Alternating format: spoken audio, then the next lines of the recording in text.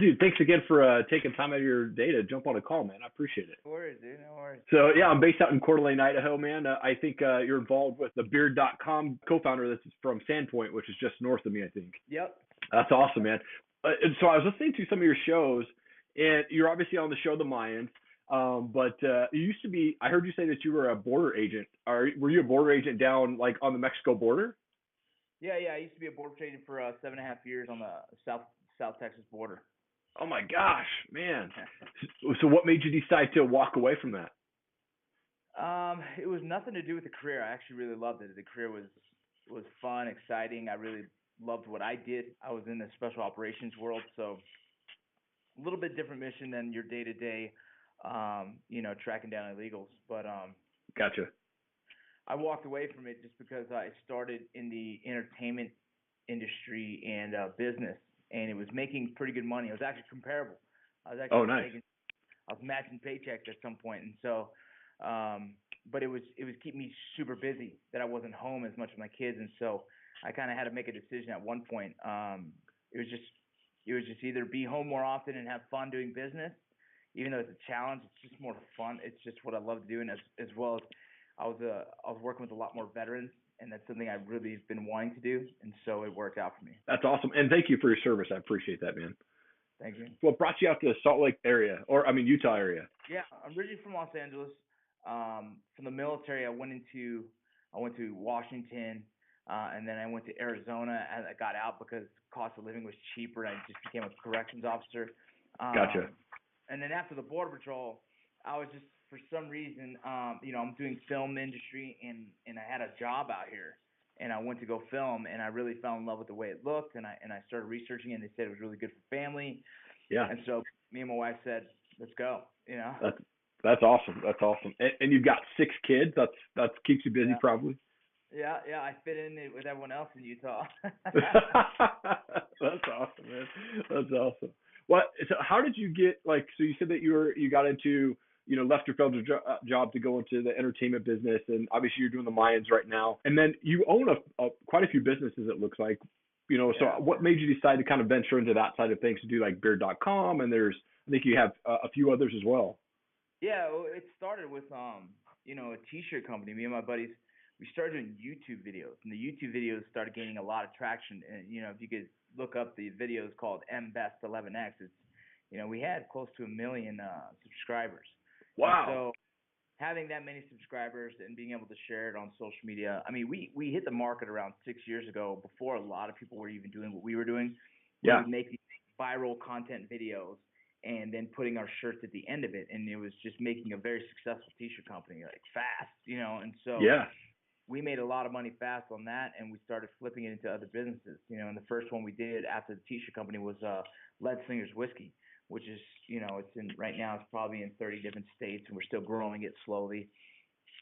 And we use that same marketing strategy as putting all our whiskey on our YouTube videos and kind of growing our social media branding with it. And so it became a well-known brand in the veteran community, because that was our first target market. And our secondary market became law enforcement, because I was law enforcement myself, and several other owners are. And so it just kind of kept growing that way. And from there, my other buddies, they ventured into Black Rifle Coffee. So those are my partners. We've kind of split ways and gone different directions in business and everything else. Sure. But they have that, which is known to be a very successful business as well. Same business strategies we did for Article 15, they do for Black Rifle Coffee. And now they're getting way more into the corporate world and learning how to really run a business, because, we essentially learned on our own. We essentially were Googling and making mistakes and doing it all on our own. And so those guys have definitely moved into a different realm of business, which is beautiful to watch, But, from there I started, I had a business called Huckleberry Beard Company, was my first beard line. A buddy of mine, Corey, started it, and I jumped on board to help market it and everything. And then at one point, we weren't sure if we were going to expand or not, but Luke, I met him and the other co-founder of Beard.com, and we started talking shop, and eventually we just started working together on Beard.com. Yeah. Kind of what happened. So I sold my shares of Huckleberry Beard, wanted to get into a business that I believe had bigger projection, bigger goals, bigger opportunity. And that's kind of what in business I've always believed in, is like, I don't want to fall in love with my brands. I want to sell them when they get big enough to sell, walk away, and go ahead and start a new one if I wanted to. So those are things that I'm learning, and I'm trying to, do myself and other businesses as well. And so that's got into the beard world, right? And then from the beard company, we started a barbershop. So I have a barbershop here in downtown Salt Lake. I have beard.com that we're pushing and growing daily. I have my podcast. I have the Letzinger's Whiskey, and I have I don't do Article 15 T-shirts anymore. I kind of just stopped focusing too much on that because it's pulling me in so many directions. Sure. I started focusing a lot more on just the entertainment side of things, producing, writing, creating, as well as acting. And you've got a new comedy, right? It's barbershop comedy show that you kind of put together, right? Yeah, it's kind of like the Hail Mary play. Okay. Hollywood stuff, right? And I felt like the best way for me to display my own skill sets in acting and get more opportunities is put myself out there. Yeah. I already have a background. We've produced a few movies ourselves already. And so I didn't think, why should I sit around and wait for someone to call me? Why don't I just do it myself? Yeah, and so, absolutely. Me and my writing partner, we wrote a funny little script, and for a pilot episode, we've been raising the capital to film it, and now we're ready to film it starting March 4th is our first day on set. We've been in pre-production, and we're ready to rock. Hopefully, the goal is to film a really quality episode and bring it to Netflix, Amazon Prime, Hulu, whoever.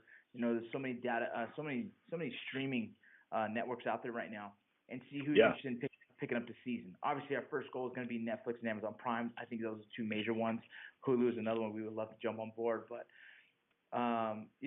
because I have a pretty strong social media following, I believe it'll be successful in its own right. Just if I'm given the chance, Yeah, absolutely.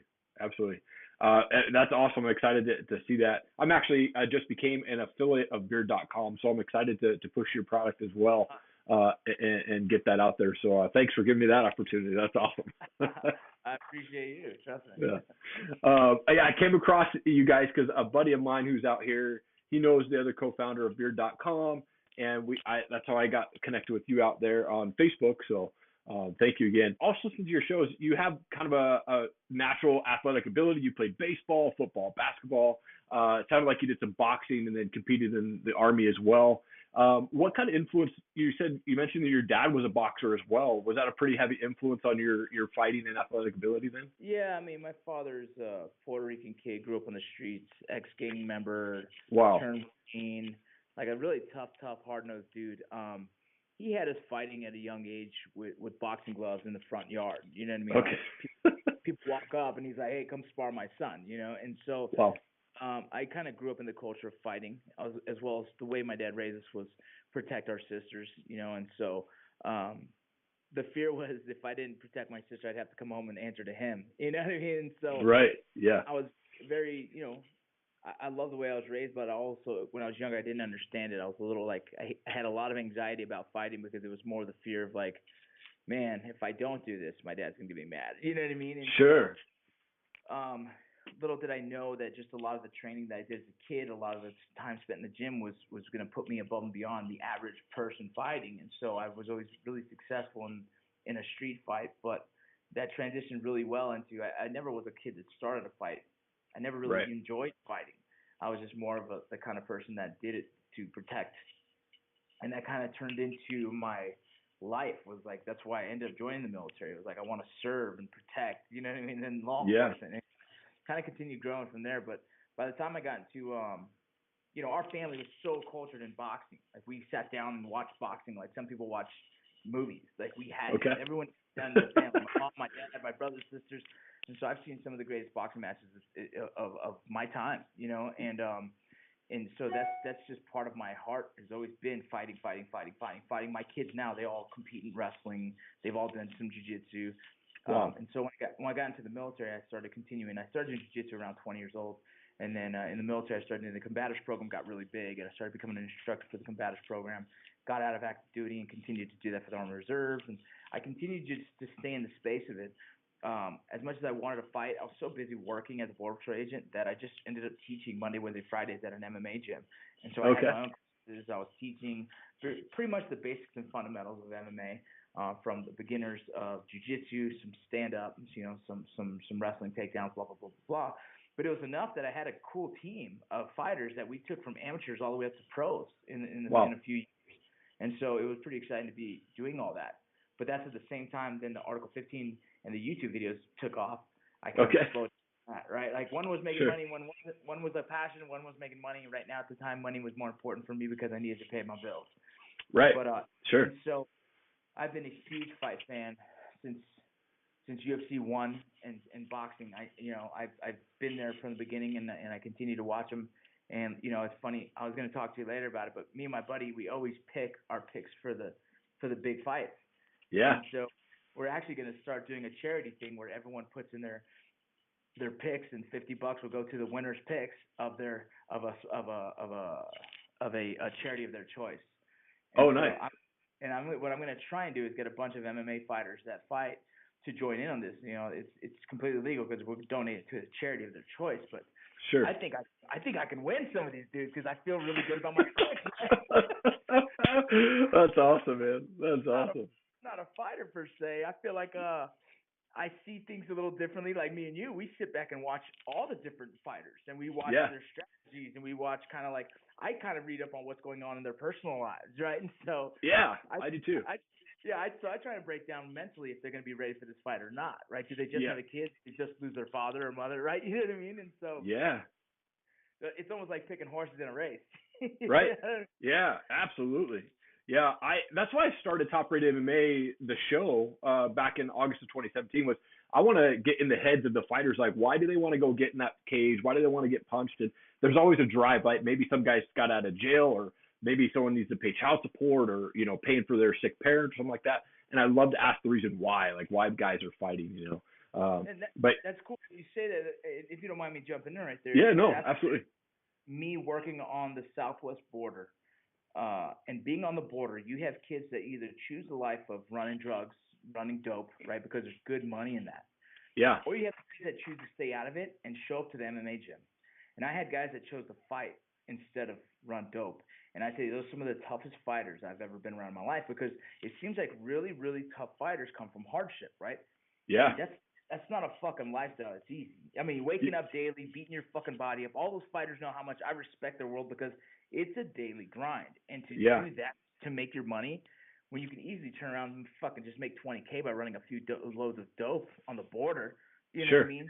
These kids chose the hardest route, and it's fucking amazing. You know what I mean? It's beautiful to do that. Yeah, absolutely. And speaking of MMA fantasy, so my one claim to fame is I was ranked 14th in the world when the UFC had their MMA fantasy. It was Michael Bisping against Matt Hamill, and I had knocked out 9 out of 10 of the fights and got them right. But still love to play MMA fantasy. Would love to be part of that app or program when you guys fired up, man. We'll talk to you and see how we can get a program set up so we can get all these MMA fighters to jump on board and compete every month when there's a major fight. Let's just raise money for charities of their choice. Whoever wins, they make the money, and that's it. Yeah. It's just fun. No money, it changes in pockets. It all goes to charity, man. Man, I'm excited. If I can help with any way promoting that, please let me know. I'm gonna hand it off to you, and let's do it. Let's do it as a team. Awesome, man. I got my buddy here, Travis. I'm gonna have a podcast later with him about some of the stuff going on in MMA, right? Cool. Like the stuff you already know, GSP issues, Matt Hughes issues that just happened in the news. Did you see that? I just saw that, and I was like, man, I don't want to post on it because I don't want to believe it's true, man. That guy's too good. Well, but here's my belief on it. Here's my understanding of post. It has everything to do in my head with TBI. Traumatic brain injury can change a man, and especially if it's not treated, and there's not a lot of ways of treating it. It's really hard to actually kind of treat, and so if I could reach out to him right now, I would tell him, brother, you need to go get stem cell treatment, intravenous. They have intravenous where they put an IV fluid into, and hopefully it's supposed to help traumatic brain injuries better. There's so many different things. It's just it's a scary thing to see people lose themselves with traumatic brain injuries, man. It's just like CTI, right? It's CTE for football players. Yeah. Same exact concept, man, where your mind starts kind of, putting tricks on yourself, dude. So it's a sad thing, and I believe it's going to be. I believe that's what the root of it's going to be, man. The guy's too much of a good dude, man. Too many years of a great reputation. Right. Absolutely. Yeah. And as soon as I read that this morning, that was my first thought too. Was man, that head injury and this has just got to be messed with. Had to have messed with him. And you just had stem cell treatment done, right? Yeah, I did, man, and it's cool. How's it going? I mean, what was that process like? So it's crazy. So the stem cell treatment I had done is a little different. Obviously, this one's not allowed to be done in the United States of America, and it's crazy why. The United States of America does not allow this version of it because the separation of how they separate the stem cell. Okay. It's a weird process, right? It's like a separation of you have to separate the good and the bad or whatever. And that one process is the only reason why the United States hasn't approved it. I don't understand the root of that. I don't understand how, like, does it go deeper than that? I'm not sure. Either way, the stem cell treatment I had done was they remove about a Coke can of fat from my own body. Okay. They spin it. And they remove it in a way, it's almost like a liposuction, but it's a very less evasive because they can't damage the fat particles, I guess. Okay. Not a doctor. Sure. Yeah, totally. But they remove it, they spin it, and then they throw it right back into your body, and especially your troubled areas. So I have a bad back, I have a really stiff neck, and I have my knees are tough. I used to be an airborne dude, so jumping and landing and carrying a lot of stuff. My knees are really sensitive to any kind of like up and down stairs too often. And so they did locations and right there injections, right? And then they put the rest into my IV fluid. And the IV fluid is supposed to attack all the areas in your body that need it, right? Like it's regenerating cells.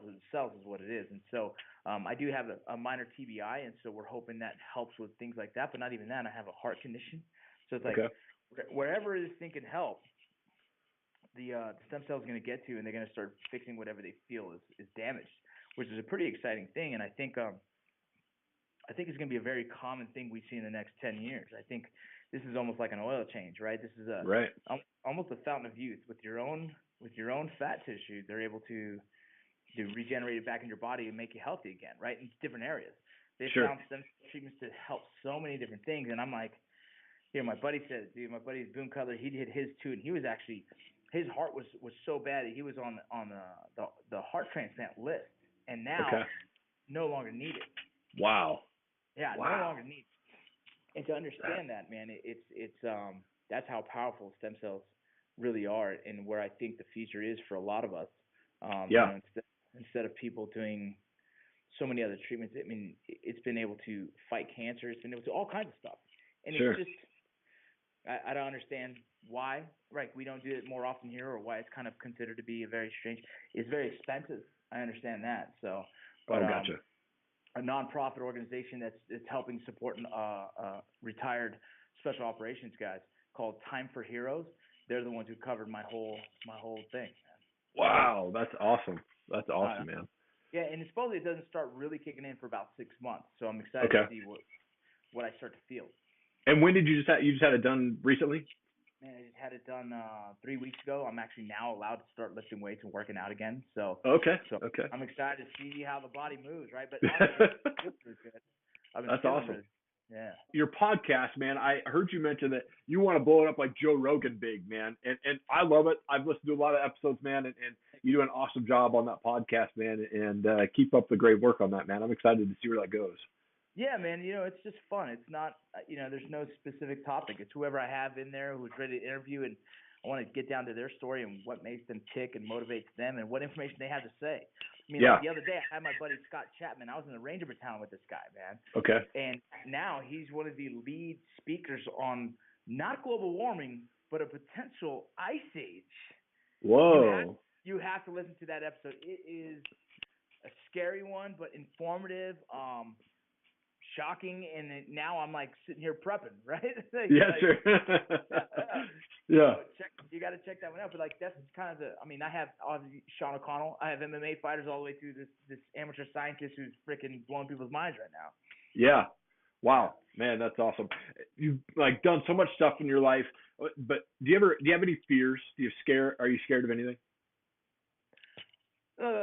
What's funny is I'm not really scared of shit. I don't really care. But the one thing, I guess I'm more scared for my kids, right? Like, when this guy tells me that we potentially have an ice age in 5 years, right? That's what he said. I didn't feel bad for myself. I didn't feel bad. I'm like, all right, whatever, that sucks. But I'm like, man, my kids, like, I'm going to have to make sure they're safe but protected but prepared. You know what I mean? And then I feel bad, like whatever I do for a living now, like acting and all, nothing's nothing matters when it comes to a survival moment, right? You know what I mean? Yeah. A catastrophic event that could potentially change the earth, change the world. Acting doesn't matter anymore, right? It's like now your little family becomes the most important thing possible. To how do you protect? How do you continue to have longevity and survive? Yep. You know, luckily I'm pretty well trained in that area, but like, never did I ever want to have to train my kids the same thing. You know? Right. So my fear is always my kids, right? Like I want them to be able to have this fun life where they can chase those dreams that I've done, that I've been granted, what I've been lucky enough to achieve, and be able to have that life of you know, a full 80 years of chances and choice, man. You know what I mean? Yeah, yeah. So that's really my only fear, man. Like me personally, everything else is, I've lived a long life already, I feel. Yeah, yeah. My wife and I, we both came from extremely broken homes and saw a lot of abuse and a lot of crap and, you know, and alcoholism and addictions and just crazy, you know, and so we know what we don't want our kids to, you know, witness or be a part of, you know, and our kids are 9 and 5. And I think that's a good, like, we've got like 1-to-1, you know, coverage, right? So at first I was like, oh yeah, how many kids can you have at once? Right. You know, now I'm like, no, I think we're good with 2. Yeah. Well, it becomes scary when it's something like this, right? Because like now, yeah. Oh shit, I have 8 mouths to feed, not just 2, not just right. 5. Yeah, so yeah.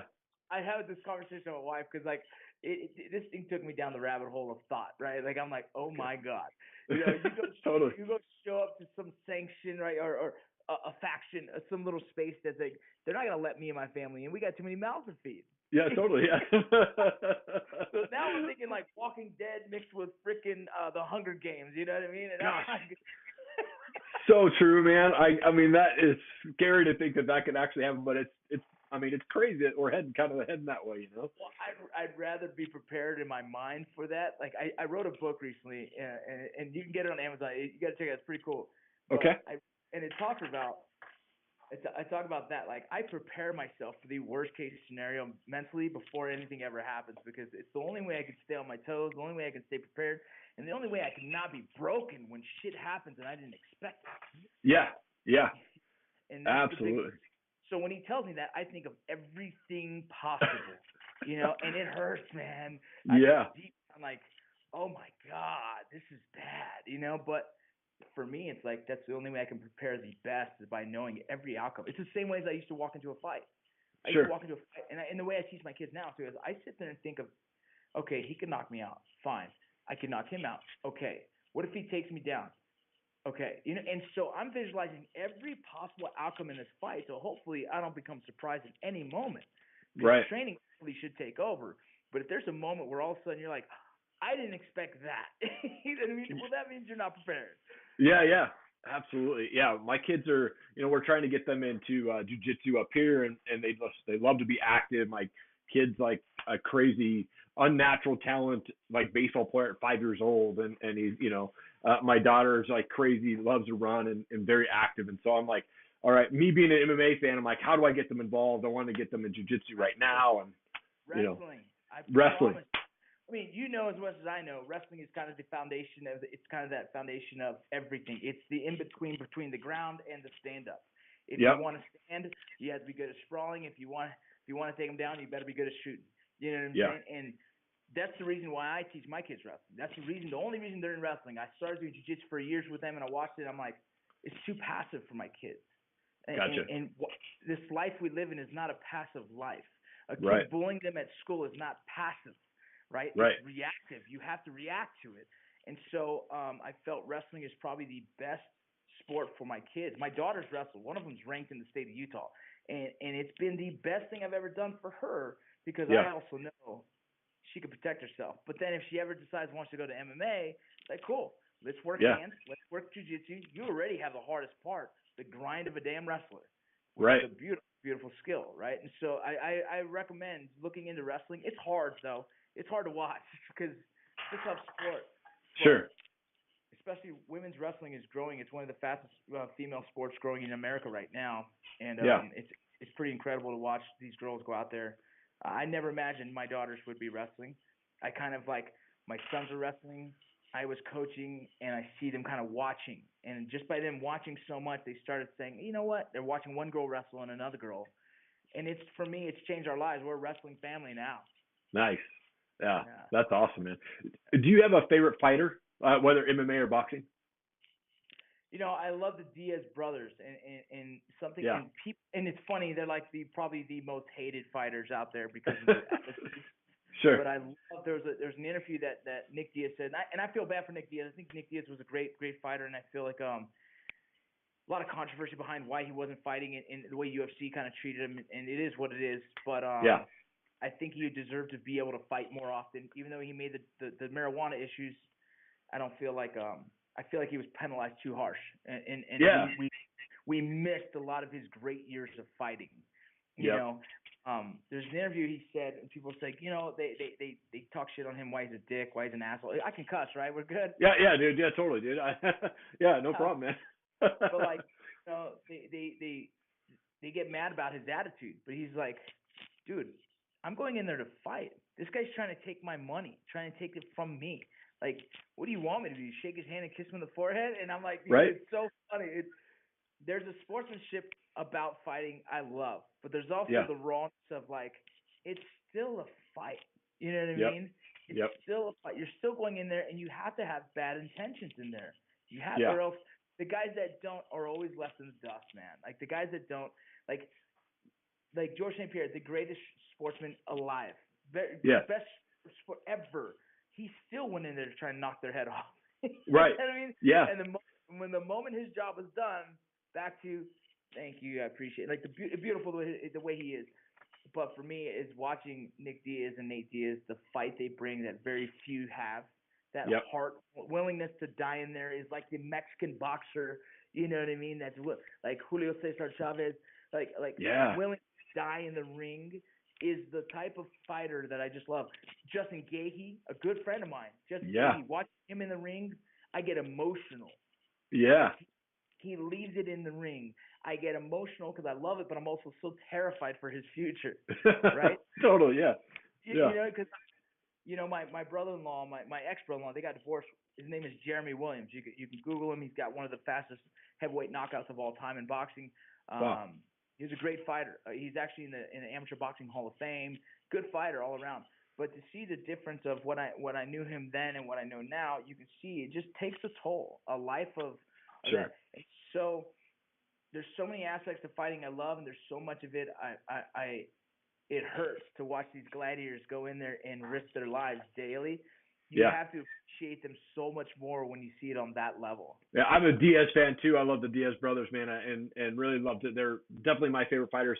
Donald Cerrone's another one of my favorite fighters that I love to see in there, man.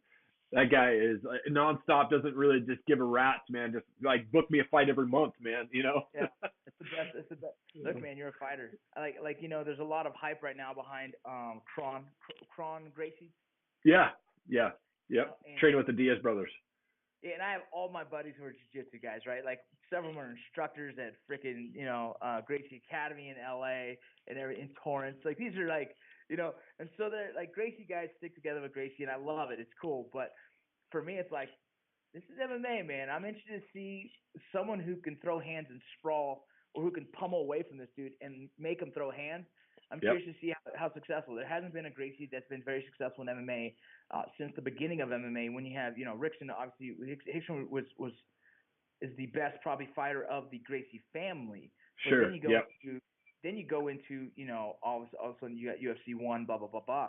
You know, Royce, who's well respected, but like, wait a minute, it changed when the evolution of fighting changed to jiu-jitsu's not king anymore because everyone has a fundamental base. Yep. Now, like, your wrestlers and your almost cool karate styles, right? Or sure. Over, right? You know, as long as you can sprawl from a takedown and start throwing strikes, a lot of these guys like John Jones and freaking, you know, Wonder Boy and freaking even McGregor have that style.